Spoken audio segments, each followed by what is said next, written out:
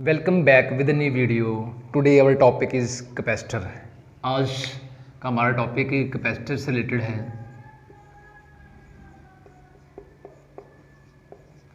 आज हम कैपेसिटर के बारे में जानना चाहते हैं। What is capacitor? कैपेसिटर क्या होता है? ये दो प्लेट्स पर मुश्तमिल होता है। जो एक सिंपल कैपेसिटर है वो जस्ट दो प्लेटें होती हैं। अगर इसको चार्ज करने के लिए हम क्या करते हैं, इसकी थोड़ी सी हम चार्जिंग समझ लेते हैं पहले। ये नेगेटिव प्लेट और ये इसकी पॉजिटिव प्लेट। अब होता है इस तरह कि ये जो बैटरी की नेगेटिव प्लेट है, यहाँ से इलेक्ट्रॉन निकलते हैं और इलेक्ट्रॉन निकल के यहाँ पे चले जाते हैं। और जैसे इलेक्ट्रॉन यहाँ पे पहुँचता है वो सामने वाली प्लेट के ऊपर इलेक्ट्रोस्टैटिक्स की वजह से जितने भी इलेक्ट्रॉन होते हैं उसको पुश करता है, उसको बाहर निकालने की कोशिश करता है, उसको डिस्प्लेस करवाता है, जिसकी वजह से वहाँ पे इलेक्ट्रॉन्स निकल कर इस सीमत अख्तियार कर लेते हैं और बैटरी के अंदर आ जाते हैं। और यहाँ पे इलेक्ट्रॉन्स की डेफिशिएंसी आ जाती है जिसको हम पॉजिटिव चार्ज से शो करते हैं। ऐसे ही इलेक्ट्रॉन एंटर होता है, अगेन एक इलेक्ट्रॉन जाता है, फिर वो यहाँ पे चला जाता है और अगेन यहाँ पे इलेक्ट्रॉन्स निकल के इधर आता है और यहाँ पे इलेक्ट्रॉन की डेफिशिएंसी, और ये प्रोसेस चलता रहता है और ये कैपेसिटर फुली चार्ज हो जाता है। Negative positive, negative positive, negative and positive, negative and positive. ये कैपेसिटर फुली चार्ज हो गया। अब हम देखते हैं नेक्स्ट। जब कैपेसिटर फुली चार्ज हो जाता है तो इसकी प्लेटों के दरमियान पोटेंशियल डिफरेंस क्रिएट हो जाता है। जब कैपेसिटर फुल चार्ज होगा तो इसकी प्लेटों के दरमियान पोटेंशियल डिफरेंस क्रिएट होगा। जितना ज़्यादा चार्ज हम देते जा रहे हैं उतना ज़्यादा इसकी प्लेटों के दरमियान पोटेंशियल आ रहा है। इट मीन्स दिया गया charge Q is directly proportional to V and Q is equals to CV। ये कैपेसिटर की फाइनल इक्वेशन है। और फिर C is proportionality constant. Proportionality constant क्या है, अब इसको समझते हैं। C is equals to Q by V। इसका नाम है capacity. Means capacity to store charge, कि कैपेसिटर कितना चार्ज स्टोर कर सकता है। यानी कुछ कैपेसिटर कम चार्ज स्टोर करते हैं, कुछ कैपेसिटर ज़्यादा चार्ज स्टोर करते हैं। तो हम ये देखते हैं, ये जो टर्म्स जो ये ज़ाहिर करती है कि कोई कैपेसिटर कितना चार्ज स्टोर करता है उसको हम कैपेसिटी बोलते हैं। और एक कैपेसिटी का यूनिट है, कैपेसिटी का यूनिट फैरड। 1 फैरड होगी इसकी कैपेसिटेंस। इस कैपेसिटर की कैपेसिटेंस 1 फैरड होगी। कब 1 फैरड होगी? अगर 1 कूलम चार्ज दिया जाए, यानी इसकी प्लेटों को 1 कूलम चार्ज दिया जाए और 1 वोल्ट का पोटेंशियल डिफरेंस यहाँ पे क्रिएट हो जाए। ऐसे कैपेसिटर की कैपेसिटेंस को हम 1 फैरड कहते हैं। आज हम ये सिंपल डेफिनेशंस की तरफ नहीं जाएंगे। आज हम नेक्स्ट FSC का एक टॉपिक है उसको डील करने जा रहे हैं कि कैपेसिटर की कैपेसिटेंस कैसे मालूम करें। आज हमारा क्वेश्चन ये है कि कैपेसिटर की कैपेसिटेंस कैसे मालूम की जाए। अगर हम इस फार्मूले से कैलकुलेट करने की कोशिश करते हैं, ये वाला फार्मूला, तो इससे देखें वोल्टेज तो मालूम कर लेंगे कैपेसिटर की प्लेटों के दरमियान, लेकिन चार्ज मालूम नहीं किया जा सकता इजीली। तो इसलिए हम कोई और पैरामीटर देखते हैं जिससे हम इजीली कैपेसिटर की कैपेसिटेंस मालूम कर लें। तो उसके लिए मुझे क्या करना पड़ेगा? उसके लिए अगेन हम कैपेसिटर ड्रा करते हैं। ये कैपेसिटर की पॉजिटिव प्लेट, ये कैपेसिटर की नेगेटिव प्लेट। ये कैपेसिटर पॉजिटिव प्लेट और नेगेटिव प्लेट, ये पैरेलल प्लेट कैपेसिटर है। लेकिन लास्ट टाइम हमने एक आर्टिकल किया था, दो ऑपोजिट चार्ज प्लेट के दरमियान में हमने इलेक्ट्रिक फील्ड मालूम किया था। उस इलेक्ट्रिक फील्ड की वैल्यू मैंने तब भी कहा था कि इसको याद रख रहे हैं, is equals to sigma over epsilon naught. ये बहुत इंपॉर्टेंट है, अभी इस आर्टिकल में इस्तेमाल होने जा रही है। Electric field is equals to sigma over epsilon naught. और एक और फार्मूला है V electric field E as a potential gradient V by D. Electric field as a potential gradient, ये एक फार्मूला है और इसको भी याद रखना है। लेकिन अगर याद नहीं रखा जाता तो इसके लिए थोड़ी सी छोटी सी डेरिवेशन है इसकी, वो मैं यहाँ पे कर देता हूँ इसकी डेरिवेशन। अब देखें, इस फार्मूले को रिड्यूस करते हैं। डेल्टा V, लास्ट टाइम हमने पोटेंशियल डिफरेंस की डेफिनेशन की थी। जो दो पॉइंट्स के दरमियान पोटेंशियल डिफरेंस है वो किसके बराबर होता है? वो बराबर होता है work done per unit test charge. यानी अगर मेरे पास यहाँ पे एक टेस्ट चार्ज है, इसको मैं थोड़ा सा ऊपर को लेके जाता हूँ, ये प्लेट A समझ लें, ये प्लेट B समझ लें, तो इस पॉजिटिव क्या नॉट टेस्ट चार्ज को प्लेट A से प्लेट B की तरफ ले जाने में जितना हमें काम करना पड़ता है वो उसकी क्या बन जाता है? एनर्जी। और वो energy per unit test charge, energy per unit, यानी यहाँ पे जो वर्क होगा वो होगा वर्क ए एंड बी। ये है इसकी, ये जो वर्क होता है यही एनर्जी होती है, लेकिन energy per unit test charge, ये work per unit test charge, delta V is equal to work per unit test charge, work per unit test charge.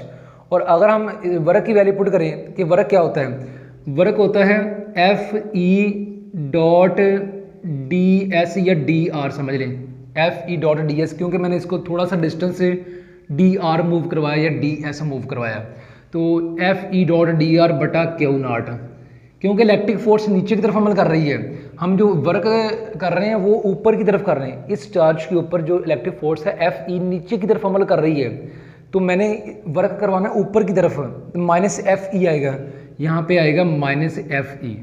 अब इलेक्ट्रिक फोर्स का फार्मूला देख लेते हैं। Electric field E is equals to electric force over Q naught, और यहाँ से अगर देखें एफ ई किसके इक्वल आएगा, F E is equals to E Q naught. ये देखें F is equals to E Q naught. अब ये जो F is equals to E Q naught की मैं वैल्यू इधर पुट करूंगा, तो delta V is equals to F E Q naught और D R divided by Q naught. Q naught से क्यू नॉट कैंसिल हो गया, क्यू नॉट से क्यू नॉट, अभी क्यू नॉट नज़र नहीं आ रहा, इसको इधर लिख लेते हैं।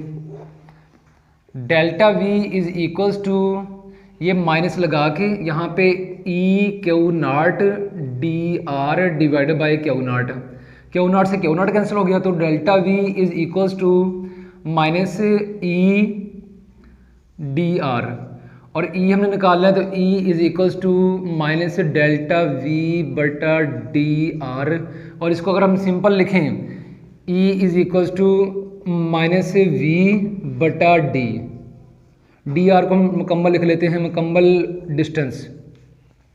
ई is equals to minus V बटा,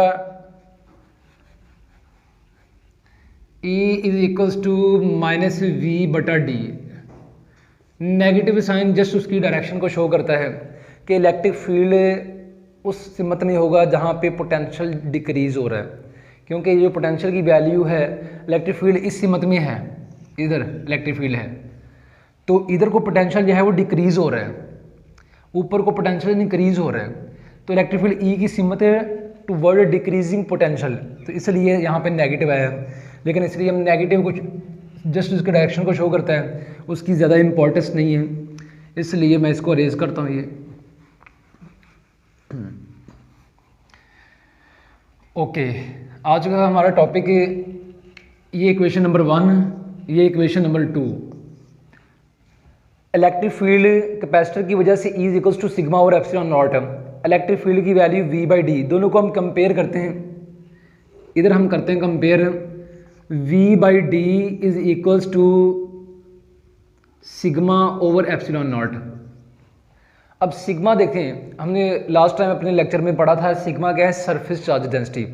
कैपेसिटर की प्लेट्स, ऐसे प्लेट्स हैं कैपेसिटर की, इनके ऊपर चार्ज हैं, लेकिन मैं देखना चाहता हूँ कि कैपेसिटर की प्लेट के ऊपर जो चार्ज है इसकी सरफेस चार्ज डेंसिटी क्या है, मतलब charge per unit area, surface का area, charge per unit area. It means sigma is equals to charge per unit area, per unit area में कितना चार्ज आ रहा है ये इसके बराबर होता है। और यहाँ से अगर हम सिग्मा की वैल्यू इसमें पुट करें तो V by D is equals to Q over A epsilon not.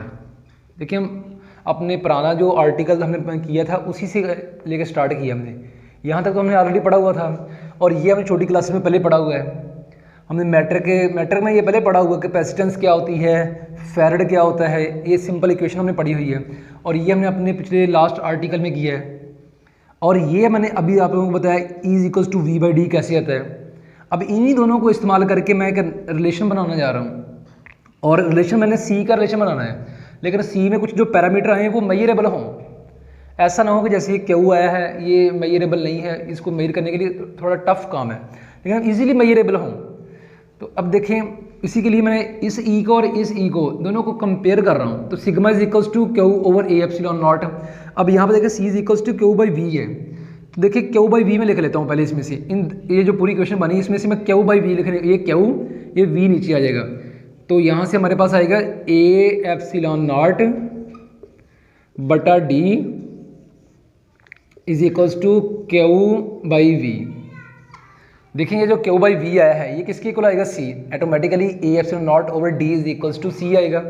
A epsilon naught over D is equals to C. अब लिखते हैं इसको A epsilon naught D over C, यहाँ से लिख लेते हैं C is equals to A epsilon naught over D. ये हमारा फाइनल रिलेशन बना है A epsilon naught over D. अब इसको ज़रा गौर से देखें, पहले ये था ये वाला, इससे मालूम करना थोड़ा मुश्किल काम था, लेकिन ये थोड़ा सा आसान है। ए क्या है, इन कैपेसिटर की प्लेट्स का एरिया।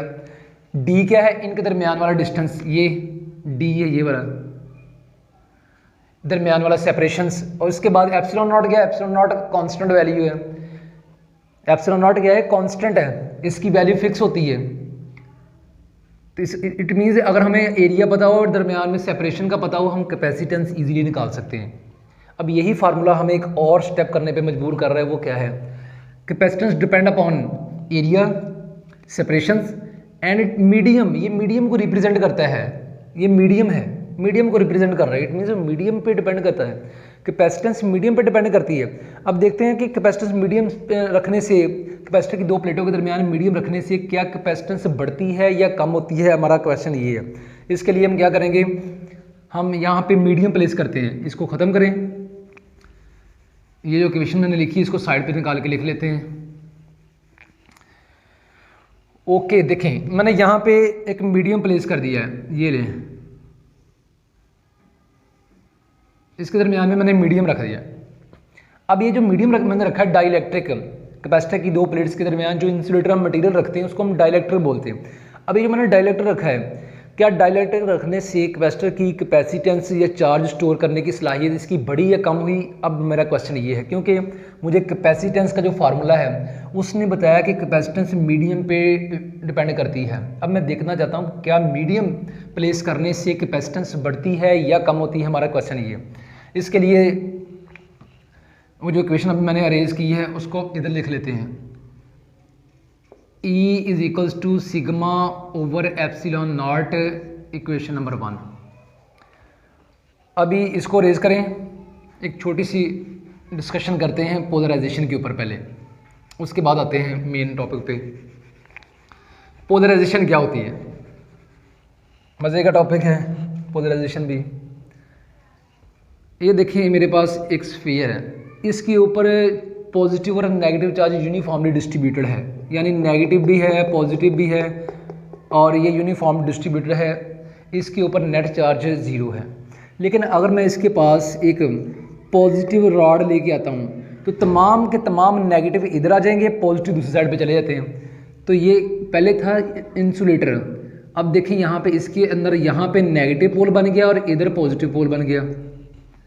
और अगर इसी तरह इसको ज़रा एक्सपेंड करते हैं हम, और अगर यहाँ पे देखें, मैं यहाँ पे ये प्लेट समझ लेता हूँ ऐसे, जैसे मैं पॉजिटिव लेके आऊँगा तो इसके अंदर डाइपोल बन जाएगा नेगेटिव और पॉजिटिव, और इसका डाइपोल अगले को क्या करेगा, ये जो पॉजिटिव है ये अगले डाइपोल्स को क्या करेगा, यहाँ पे नेगेटिव और इधर पॉजिटिव पैदा करेगा। और अगर ऑलरेडी यहाँ पे एक हम नेगेटिव चार्ज ले आए, नेगेटिव चार्ज, ये नेगेटिव, फर्ज करें मैंने यहाँ पे नेगेटिव चार्ज ले आता हूँ, तो ये नेगेटिव ने ये पॉजिटिव पैदा करने और ये नेगेटिव पैदा करने हैं।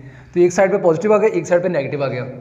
तो देखिए क्या करेगा, ये जो पॉजिटिव वाले ये अपने सामने नेगेटिव पैदा करते हैं, नेगेटिव वाले अपने सामने पॉजिटिव पैदा करते हैं, दरमियान में ऑपोजिट आते हैं, वो दोनों एक दूसरे को क्या करते हैं, कैंसिल आउट कर देते हैं। इट मीन्स दरमियान वाले चार्ज खत्म हो जाएंगे, पॉजिटिव वाली साइड पर नेगेटिव, नेगेटिव वाली साइड पर पॉजिटिव। अब ऐसे ही समझ लें, ये पॉजिटिव है, इसने अपने अंदर चार्ज पैदा करने यहाँ पे नेगेटिव और पॉजिटिव डाइपोल बनाना है। ऐसे पॉजिटिव वाले ने नेगेटिव और पॉजिटिव, ये देखिए पॉजिटिव इसने नेगेटिव और पॉजिटिव पैदा किया, इसने नेगेटिव और positive, negative and positive, negative and positive, negative and positive. ये नेगेटिव है, इसने सामने पॉजिटिव पैदा करना है, पॉजिटिव, और इन पॉजिटिव ने सामने नेगेटिव।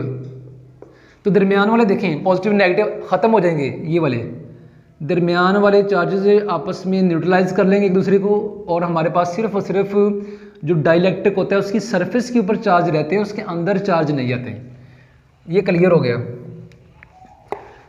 इसी को लेके आगे चलते हैं हम लोग डाइलेक्ट्रिक रखने से डाइलेक्ट्रिक की सरफेस के ऊपर चार्ज आ जाते हैं। मेरा एक क्वेश्चन है, पहले जो कैपेसिटेंस थी जस्ट इन प्लेट्स की थी, कैपेसिटी टू स्टोर चार्ज, लेकिन अब वो कैपेसिटी बढ़ चुकी है क्योंकि अब कैपेसिटर के अंदर चार्ज रखने की जगह एक और आ गई है, डाइलेक्ट्रिक। पहले डाइलेक्ट्रिक नहीं था, सिर्फ और सिर्फ चार्जेस यहाँ पे थे, लेकिन अब डाइलेक्ट्रिक भी आ गया। इट मीन्स चार्ज डाइलेक्ट्रिक के ऊपर भी आ सकते हैं। इट मीन्स चार्ज रखने की जगह बढ़ चुकी है, एरिया बढ़ चुका है। मैं यहाँ पे लिखता हूँ, मुझे पता चला कि जब डाइलेक्ट्रिक रखते हैं तो एरिया बढ़ जाता है। ये मुझे फाइनल रिजल्ट मिला कि when we place dielectric area to store charge increase, charge capacitor का जो चार्ज स्टोर करने वाला एरिया इंक्रीज्ड। अगर एरिया इंक्रीज करेगा तो क्या होगा, अगर एरिया इंक्रीज करेगा, हमें इक्वेशन नंबर 3 में देख लें, एरिया इंक्रीज करेगा क्योंकि एरिया है इक्वेशन नंबर 3 में। तो इक्वेशन नंबर 3 क्या कहती है कि अगर एरिया इंक्रीज करेगा तो जो सिग्मा है हमारा ये डिक्रीज़ करेगा, क्योंकि area increase sigma decrease. Sigma क्या करेगा, डिक्रीज़ करेगा। और ये हमें पता चला है इक्वेशन नंबर 3 से। ये मैं सामने रेफरेंस लिख रहा हूँ इसका, डिक्रीज। एरिया से हमें पता चलेगा कि सिग्मा डिक्रीज कर गया। अब देखिए सिग्मा डिक्रीज कर रहा है। अब देखिए सिग्मा किसके इक्वेशन के अंदर है, सिग्मा इक्वेशन नंबर 1 के अंदर है। देखिए सिग्मा डिक्रीज करेगा, ई डिक्रीज करेगा, ई डिक्रीज। ये कहाँ से पता चला, इक्वेशन नंबर 1 से। डिक्रीज, डिक्रीज के लिए मैं ये साइन यूज कर रहा हूँ, डिक्रीज कर रहा है। अब ई डिक्रीज कर रहा है। अब ई किसके अंदर है, देखें ई इक्वेशन नंबर 2 के अंदर है। ई डिक्रीज करेगा, वी डिक्रीज करेगा क्योंकि सामने डायरेक्टली प्रोपोर्शनल है। वी डिक्रीज करेगा, वी क्या करेगा, डिक्रीज, वी डिक्रीज करेगा। और ये हमें पता चला इक्वेशन नंबर 2 से। अब देखें वी डिक्रीज कर रहा है, कन्फर्म हो गया। अब देखें वी किस इक्वेशन के अंदर आ रहा है, वी हमें मिल रहा है हमारी पहले हमने इक्वेशन बनाई थी Q is equals to C V, यानी यहाँ पे लिखते हैं Q is equals to C V और C is equals to Q बटा V। ये हमारी एक इक्वेशन थी जो हमने स्टार्ट पे लिखी। और इसमें देखें ये इक्वेशन क्या कहती है कि अगर V डिक्रीज करेगा C इंक्रीज करेगा, C इंक्रीजेज, C डिक्रीज कर रहा है। और ये कहाँ से पता चला हमें, इक्वेशन कौन सी, C is equals to Q by V. ये C is equals to Q by V equation से पता चला कि C इंक्रीज करेगा। ये कैपेसिटर के बारे में हमने डिस्कस किया कि कैपेसिटर की अगर हमने कैपेसिटेंस निकाली है उसके लिए relation C is equals to E epsilon naught over D। लेकिन अगर हम मीडियम प्लेस करें तो यहाँ पे एप्सिलॉन R भी आ जाएगा, C is equals to A epsilon naught, क्योंकि जहाँ पे मीडियम आ रहा है तो जो सेकंड मीडियम रखेंगे वो भी यहीं पे आएगा, एप्सिलॉन R ओवर D। अगर हम मीडियम रखेंगे तो उसके लिए ये है, और अगर हम मीडियम नहीं रखेंगे सिर्फ वैक्यूम है तो उसके लिए ये है। इन दोनों को हम डिवाइड करके ये चीज़ निकाल सकते हैं। अगर हम दोनों को डिवाइड करेंगे तो C कैंसिल हो जाएगा, लेकिन C कैंसिल नहीं करेंगे। आप लोगों को लग रहा है कि C कैंसिल होगा, नहीं, C कैंसिल नहीं करेंगे। ये C है मीडियम के लिए, इसकी वैल्यू कुछ और है। बेशक मैंने यहाँ पे C लिखा, लेकिन मैं यहाँ पे C नॉट लिख दूँ तो बेहतर है। ये वैक्यूम के लिए है। और ये देखिए C और है कुछ, क्योंकि यहाँ पे एक और टर्म आ चुकी है, ये इसके लिए मैं C R लिख देता हूँ। हम दोनों को डिवाइड करेंगे, जब दोनों को C नॉट बटा C R, C नॉट बटा C R, लेकिन और ये जो A है इस A से कैंसिल हो जाएगा और D से कैंसिल हो जाएगा। और उसके बाद देखिए नेक्स्ट हमारे पास, और ये हमारे पास एक रेशियो निकल के आ जाएगी एप्सिलॉन, और ये एप्सिलॉन नॉट से कैंसिल होगा। मैंने इसको यहाँ पे लिख लेते हैं, डिवाइड करके लिख लेते हैं इसको इस साइड पे, यहाँ पे इन दोनों इक्वेशंस को डिवाइड करते हैं। C naught by C R is equals to C naught by C R, पहले आएगा A epsilon naught over D। Divide करने के लिए मैं यहाँ पे लिख लेता हूँ इसको सामने, A epsilon not epsilon R over D। नज़र आ रहा होगा, ठीक है। अब इसको मैं मल्टीप्लाई करके इसको उल्टा लेता हूँ, D बटा A epsilon not epsilon R। अब यहाँ से ए एप्सिलॉन नॉट से कैंसिल हो गया, डी से कैंसिल हो गया, तो हमारे पास आ गया सी, यहाँ से सी नॉट बटा C R is equals to 1 over epsilon R. इन दोनों को हम रेसिप्रोकल कर देते हैं, तो हमारे पास एक इक्वेशन न्यू आ गई, equation epsilon R is equals to C R over C naught, C R over C naught. It means ये जो एप्सिलॉन आर है रिलेटिव परमिटिविटी, ये जो एप्सिलॉन आर है रिलेटिव परमिटिविटी, ये दो कैपेसिटेंस की रेशो है। Capacitance when we place medium and capacitance when vacuum as a medium. कहता है जब वैक्यूम एज ए मीडियम लेंगे वो कैपेसिटेंस है, और जब कोई मीडियम रखेंगे उसके अंदर वो कैपेसिटेंस, दोनों कैपेसिटेंस की रेशो को हम बोलते हैं रिलेटिव परमिटिविटी। ये है सारा कुछ कैपेसिटर के बारे में। नेक्स्ट हमारा आर्टिकल आएगा energy store in an capacitor. Thanks for watching.